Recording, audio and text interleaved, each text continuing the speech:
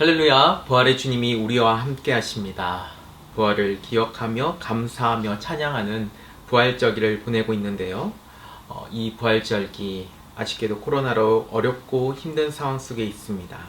하지만 우리 부활의 주님을 기억하며 오직 소망은 주님께만 있음을 기억하고 그 믿음으로 예배하며 나가는 성도 여러분 되시기를 바랍니다. 주님께만 우리의 눈과 귀와 생각과 마음을 집중하는 신령과 진정의 예배를 드리는 사랑하는 성도 여러분 되시기를 예수 그리스도의 이름으로 축복합니다. 우리 주 예수 그리스도의 아버지 하나님을 찬송하리로다. 그의 많으신 긍휼대로 예수 그리스도를 죽은 자 가운데서 부활하게 하심으로 말미암아 우리를 거듭나게 하사 산 소망이 있게 하시며 썩지 않고 더럽지 않고 쇠하지 아니하는 유업을 있게 하시나니 곧 너희를 위하여 하늘에 간직하신 것이라. 너희는 말세에 나타나기를 예비하신 구원을 얻기 위하여 믿음으로 말미암아 하나님의 능력으로 보호하심을 받았느니라. 아멘. 다 함께 찬송가 569장 찬송하시겠습니다.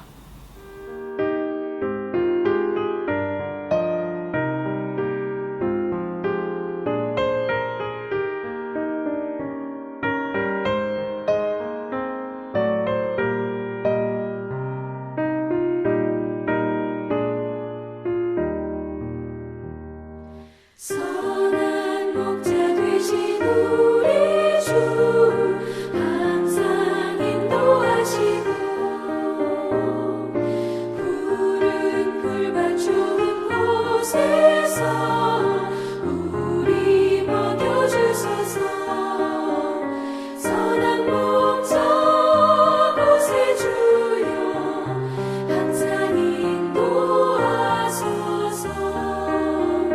선한 목자 곳에 주여 항상 인도하소서. 양의 문이 되신 예수여 우리 영접하시고 길을 잃은 양의 무리를 항상 인도하소서. 선한 목자 곳에 주여 기도 들어주소서. 선한 목자 곳에 주여 기도 들어주소서.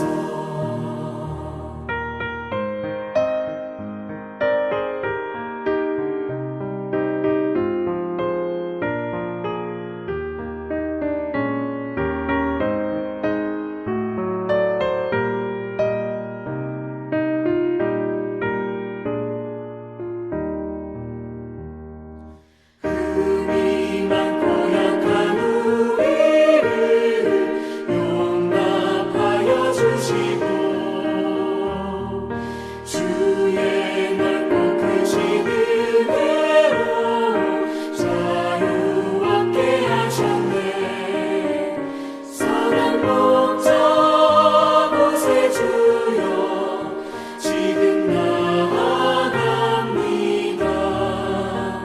선한 목자 곳에 주여 지금 나아갑니다.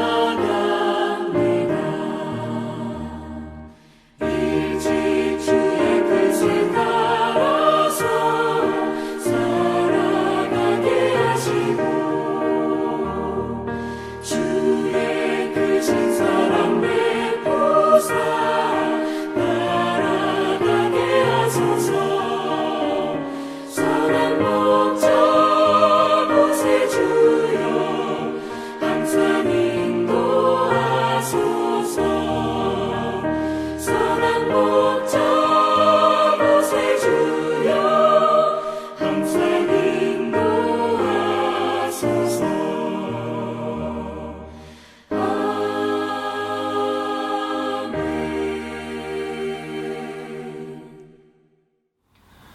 이 시간 주님의 자비를 의지하여 우리 죄를 회개하며 이 예배가 참된 예배가 될 수 있도록 특별히 코로나19가 빠른 시간 내에 종식되어 교회와 나라가 안정을 되찾을 수 있도록 합심으로 함께 기도하겠습니다. 주님 감사합니다. 저희 가운데 함께하여 주시고 이 시간도 주님 나아갈 수 있도록 주님 인도하시는 일을 감사드립니다. 이 시간 먼저 우리 주님 앞에 나아갈 때 우리의 모든 것들 죄악들을 주님 앞에 고백하며 아버지께서 이 시간 함께하여 주셨습니다.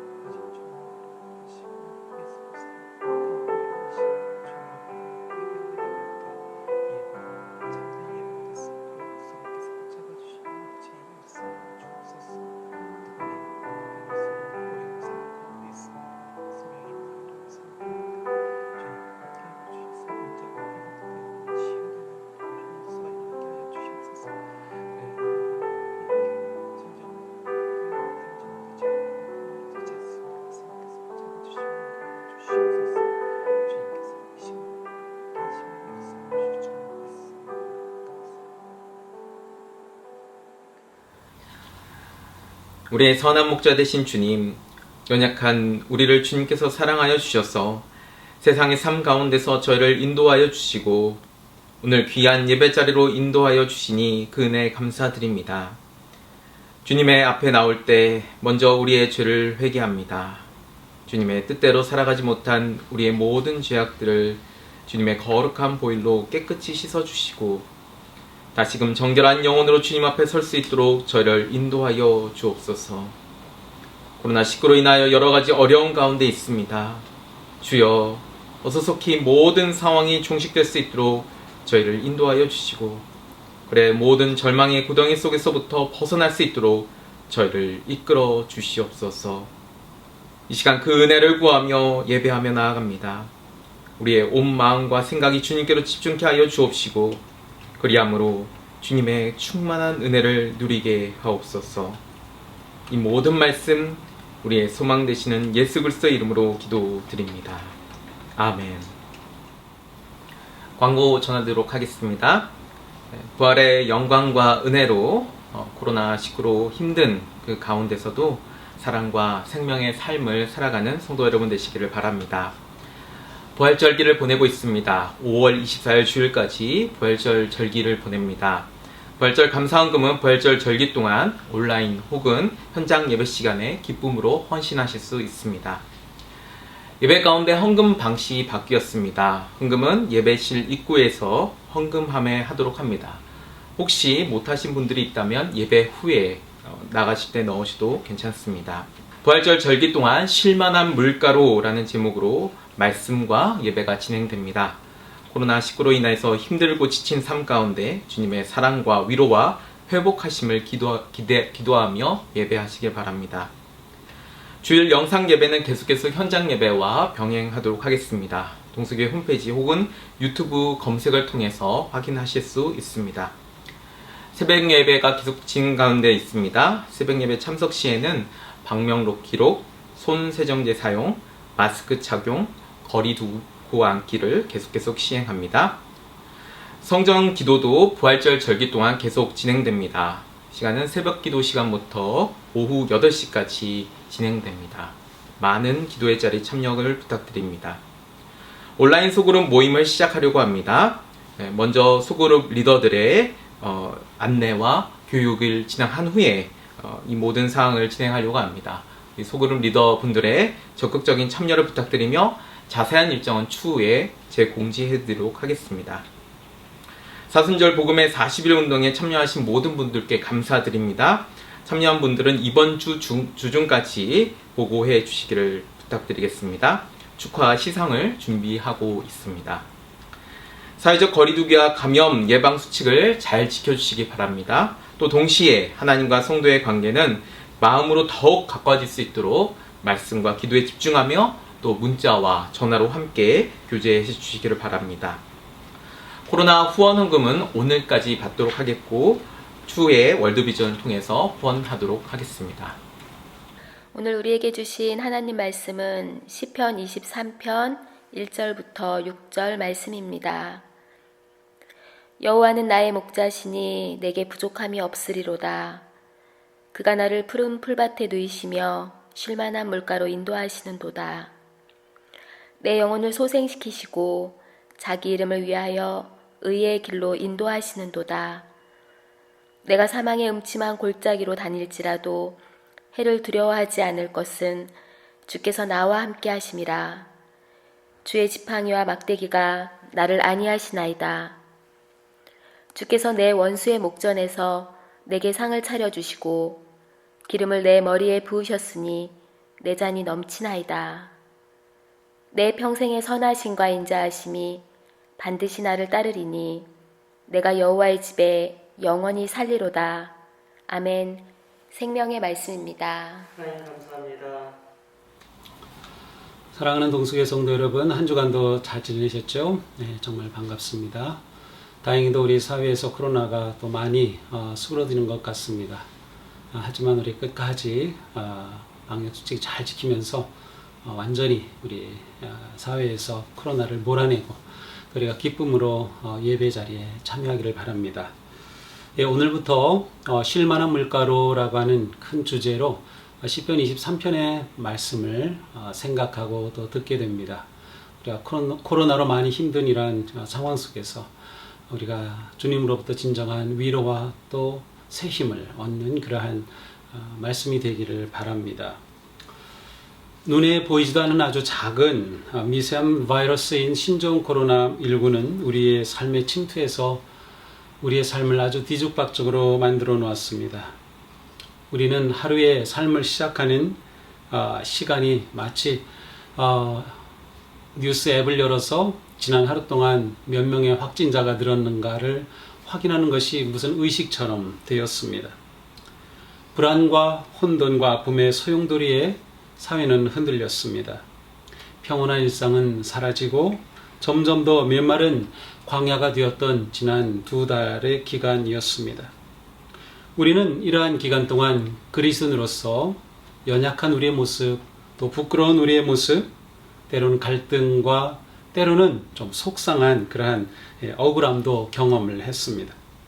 우리의 공동체 예배는 중단된 채 얼굴을 마주할 수 없이 각자의 가정에서 영상으로 예배를 드리는 이러한 특이한 예배에 우리가 익숙해져 가고 있습니다. 그런데 이렇게 2달을 지내는 동안 우리의 마음은 급한 일에 빼앗겨서 정작 중요한 것은 놓친 것이 아닐까 하는 생각이 들었습니다. 우리 삶에 마스크보다도 더 중요한 것이 있지 않을까? 물리적 거리두기보다도 더 중요하게 행해야 할 것이 있지 않을까? 손 씻기보다도 더 중요했던 것은 있지 않을까를 생각해 봅니다.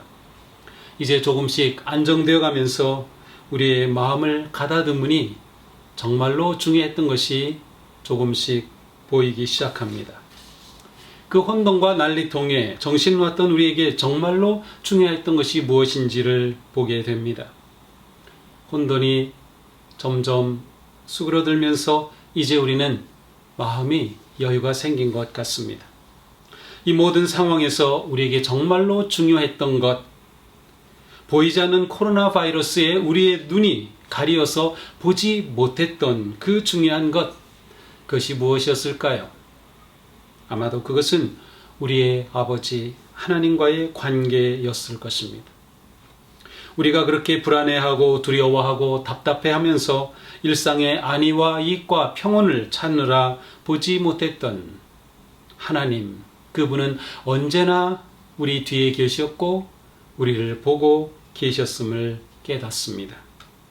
그리고 이제 우리는 그 아버지를 향해서 달려갑니다. 아기가 엄마 품에 안기듯, 어린 양이 목자의 품에 안기듯 우리는 그렇게 아빠 품에 안깁니다. 시편 23편은 아빠의 품에 안기는 노래입니다. 성도가 그리스도의 품에 안기는 시입니다.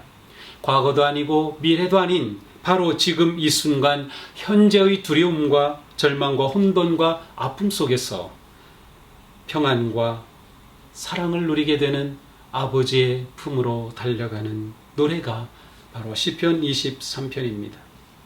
시편 23편인 것은 우연이 아닙니다. 그 앞에 있는 시편 22편은 이렇게 시작됩니다. 내 하나님이여 내 하나님이여 어찌 나를 버리셨나이까. 우리가 많이 듣은 그러한 말씀이죠. 예수님께서 십자가에서 외치신 말씀입니다. 그렇습니다.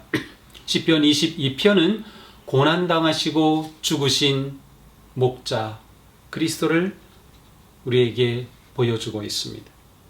반면에 23편 뒤에 있는 시편 24편은 이렇게 끝납니다. 문들아 머리를 들지어다 영원한 문들아 들릴지어다 영광의 왕이 들어가시리로다. 영광의 왕이 누구시냐? 만군의 여호와께서 곧 영광의 왕이시로다.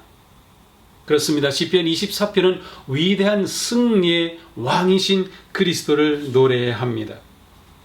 그러므로 시편 22편은 그리스도의 고난과 죽으심을 노래하고 바로 과거의 그리스도입니다. 시편 24편은 미래의 그리스도, 영광으로 승리하시며 다시 오실 주님 그 그리스도를 노래합니다.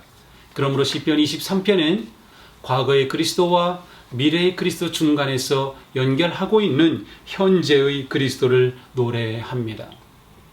그리스도의 죽음과 부활의 은혜가 작동하고 있는 현재입니다. 그리스도의 다시 오심에 강력한 미래의 소망이 작동하고 있는 현재입니다. 그래서 현재를 씨름하며 사는 모든 성도에게 시편 23편은 위대한 신앙의 고백이며 가슴 깊이 다가오는 찬양입니다.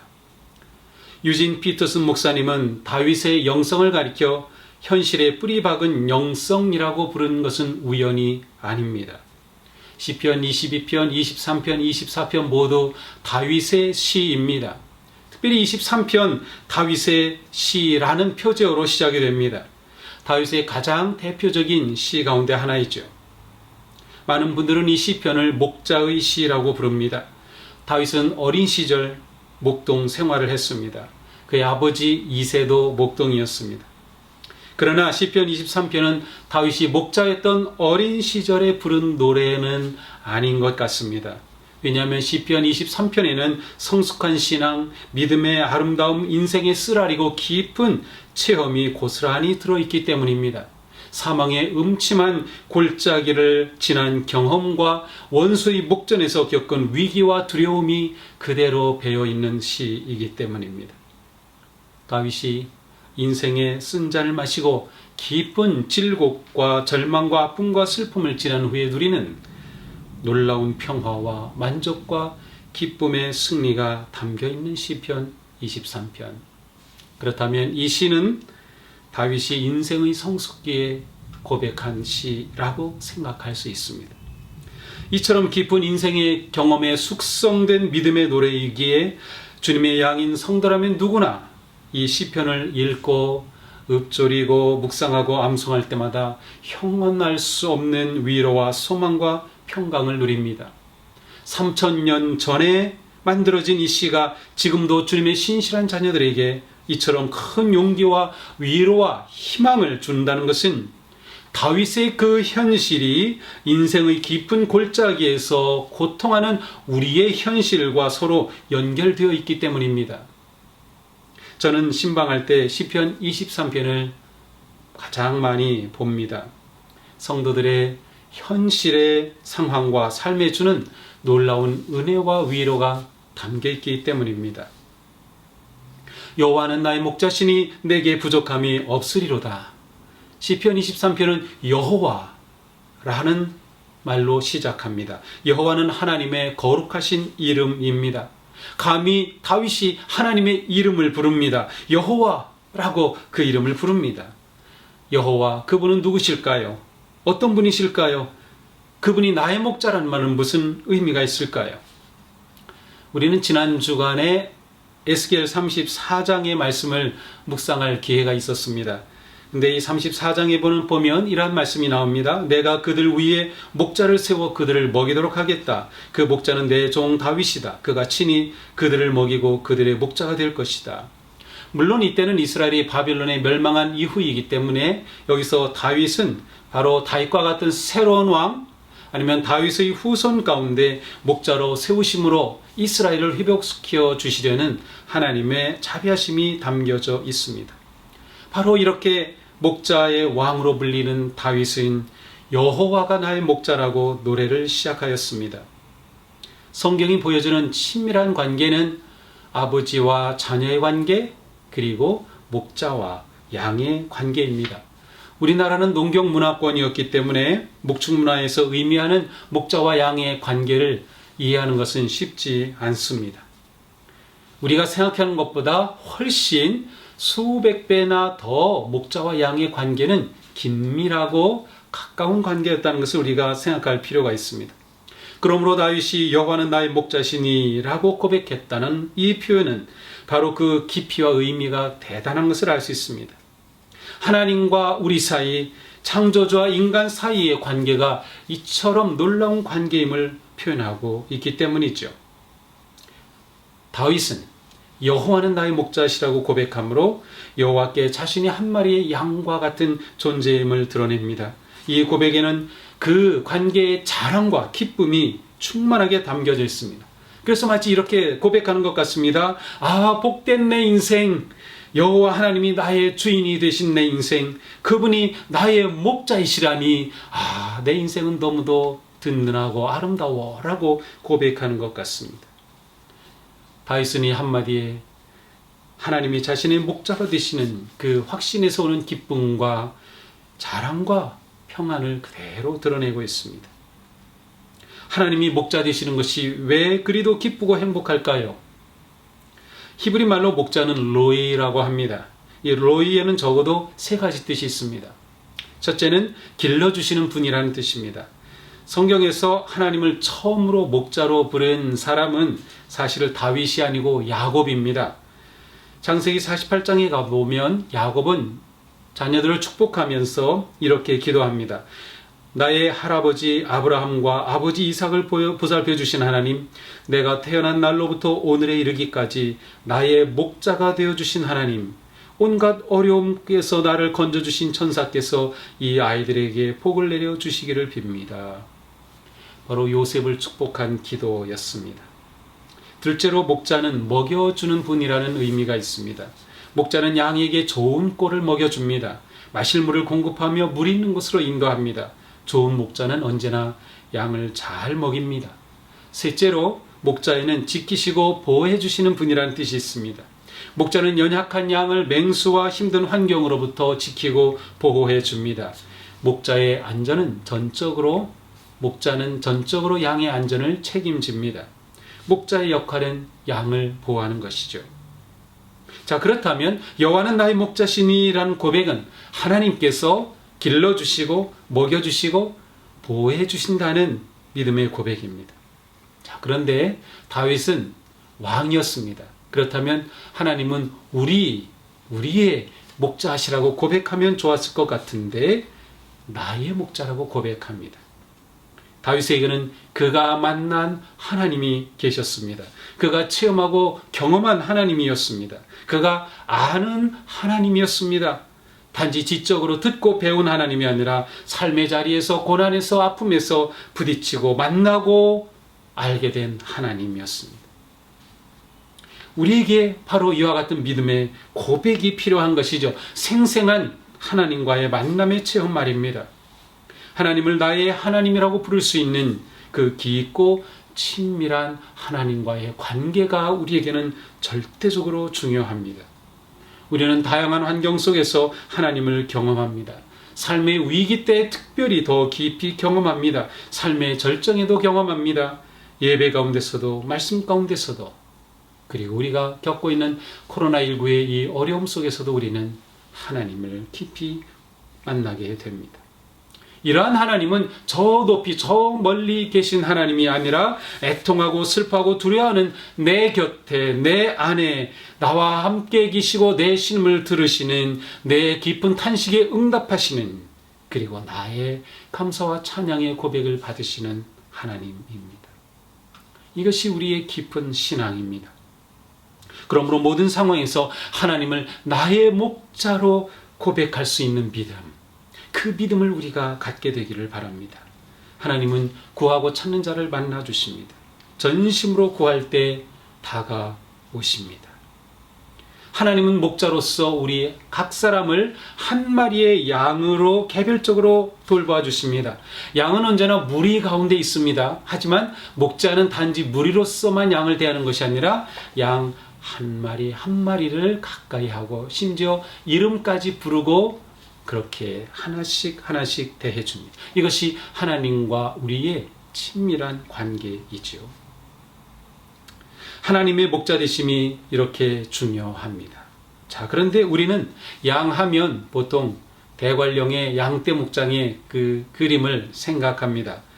푸른 풀밭이 있고 아름다운 산이 배경으로 있고 하늘이 있고 물이 흐르는 그러한 모습이죠. 그리고 시편 23편 하면 우리는 그러한 모습을 쉽게 떠올립니다. 그런데 이스라엘과 중동 지방에서 양에 대한 생각과 모습은 전혀 다릅니다.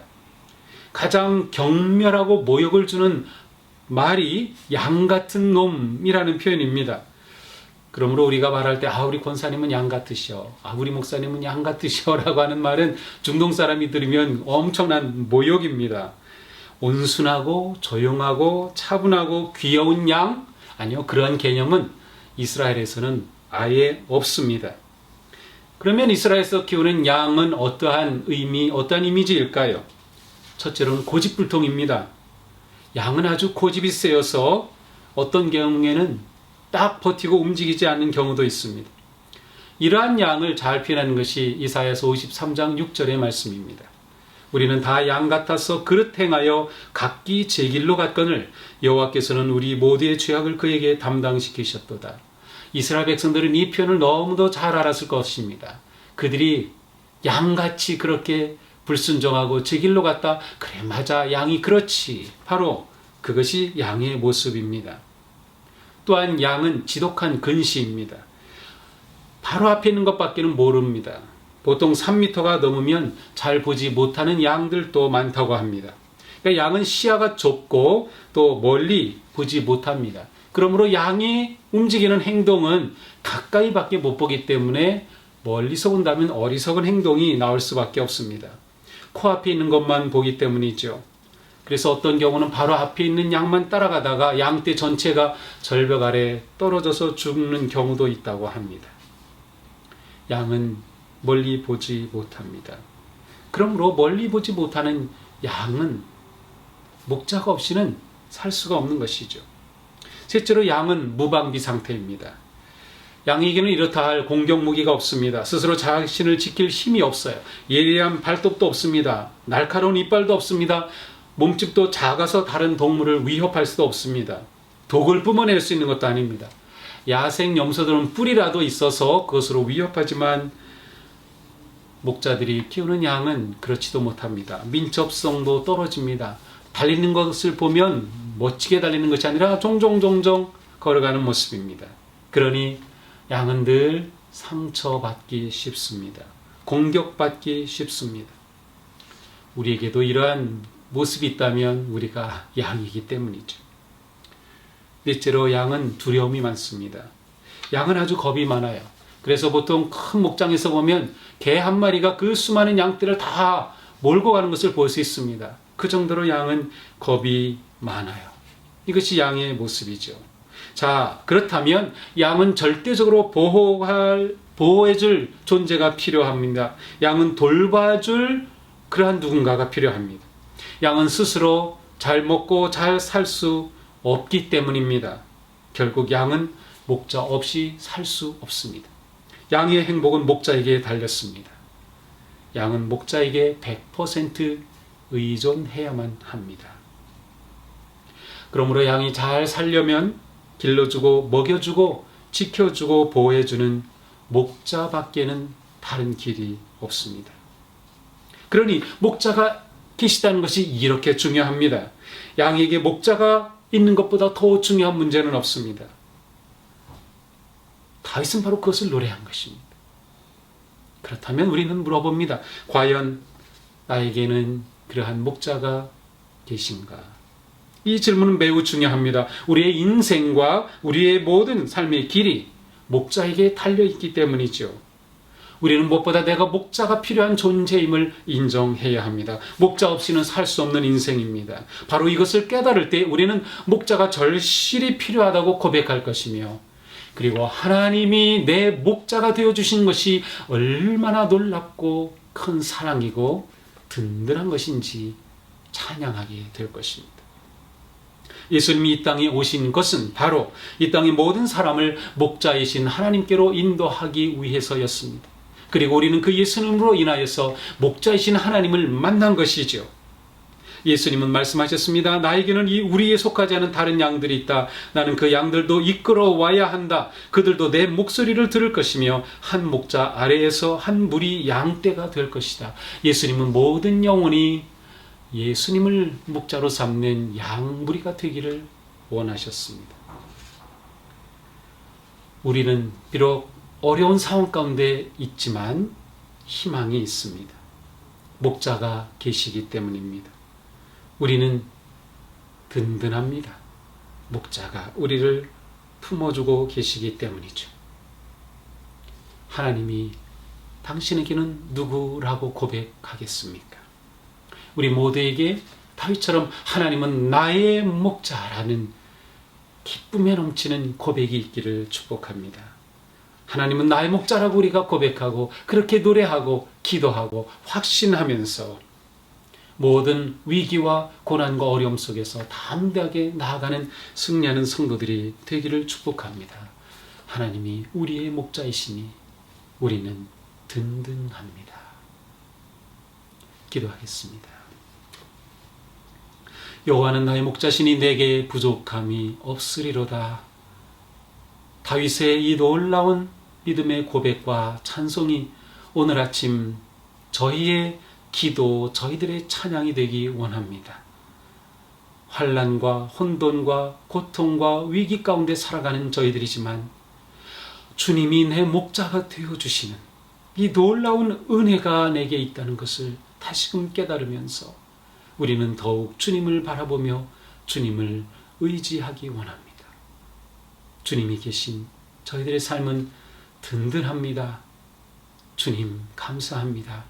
목자이신 주님만 바라보고 주님만 의지하고 주님만 따르며 주님 안에서 주시는 하늘의 평안함을 누리며 이 한 주간도 승리의 길을 걷게 하여 주시옵소서. 예수님 이름으로 기도합니다. 아멘. 이제 우리 다 같이 예수 늘 함께 하시네 찬양 부르면서 또 정성으로 헌금하겠습니다.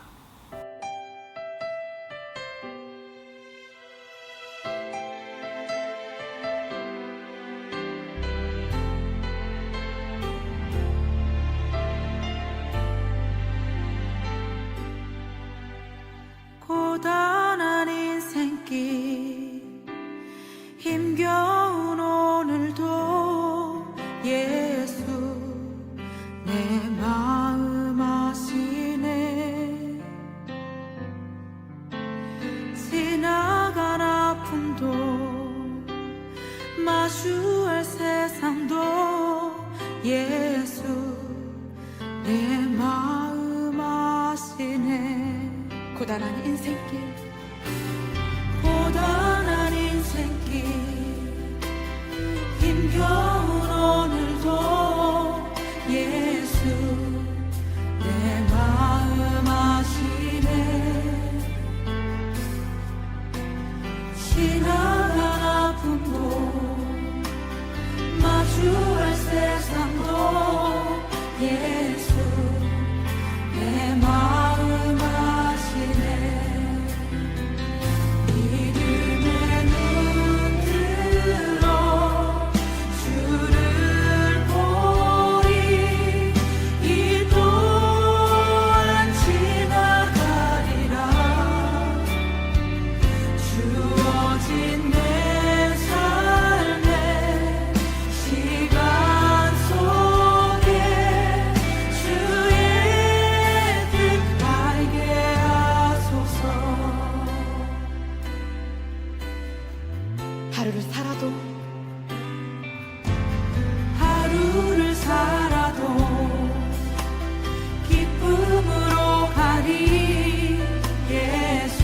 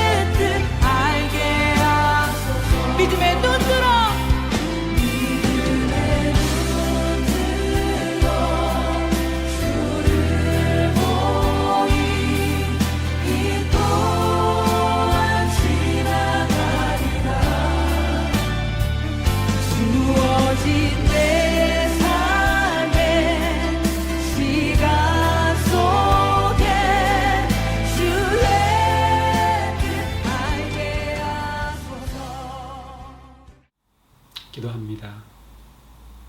하나님, 오늘 저희들은 하나님이 우리의 목자 되어 주시는 이 엄청나고 놀라운 은혜와 위로의 말씀을 받았습니다. 우리가 코로나19로 너무나도 당황스럽고 또 급작스럽고 예기치 않은 환경 속에서 하나님이 목자 되심을 잊었습니다. 하지만 다시금 우리는 하나님이 나의 목자이심을 되새기고 또 확신하고 감사하며 우리를 그렇게 보살피시고 아시고 품으시고 먹이시고 돌보시는 목자이신 하나님 품 안에서 진정한 하늘의 평화를 누리는 거룩한 삶 살게 하여 주시옵소서. 주님의 그 은혜 생각하여 이 시간 정성으로 예물을 드립니다. 우리의 삶을 담아 생명을 담아 감사함으로 예물을 드려오니 주님, 이 예물을 기뻐 받으시옵소서. 예물과 함께 우리의 마음과 또 삶을 헌신하오니 우리의 삶이 주님 은혜 안에 거룩하고 복된 삶이 되게 인도하여 주시옵소서. 이 한 주간 우리가 살아갈 때 그 삶의 자리에서 주님과 동행하며 주님의 인도하심 따라 순종함으로 주님 베풀어 주시는 은혜와 영광을 누리는 복된 한 주간 되게 하여 주시옵소서. 이제 주님을 예배하고 또 우리가 일상 가운데 우리의 삶에서 가정에서 직장에서 새 주간을 맞이하게 될 때 주님의 놀라우신 은혜로 충만케 하여 주시옵소서. 이제는 우리 주 예수 그리스도의 그 놀라우신 구속의 은혜와 하나님의 사랑과 성령님의 충만하심이 목자이신 주님 주시는 그 은혜와 사랑과 위로의 빛 안에서 담대하게 승리기를 향하는 사랑하는 주님의 자녀 되기를 간절히 축원하옵나이다. 아멘.